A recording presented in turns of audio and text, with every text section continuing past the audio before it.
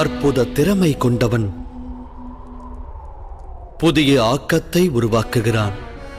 அற்புத ஆக்கத்தை வீரம் கொண்ட ஒருவன் உடைத்தெறிகிறான். இரண்டும் பாராட்டத் தகுந்ததே. ஆனால் மகத்துவம் ஆக்கத்தை அடிப்படையாக கொள்கிறது. அவ்வாறு ஒரு கட்டமைப்பை காண்பவர்கள் மனதில் பொறாமை எண்ணம் உருவாகாதா?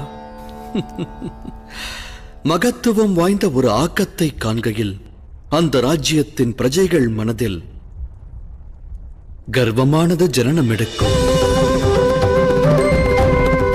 வளமையானது புலப்படும் போது பிரஜைகள் ராஜ்யத்தை மேலும் வளமாக்கும் முயற்சியில் பாடுபடத் துவங்குவர்.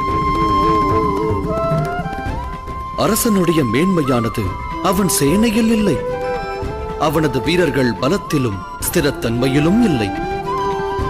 அரசனுடைய மேன்மையானது அவனுடைய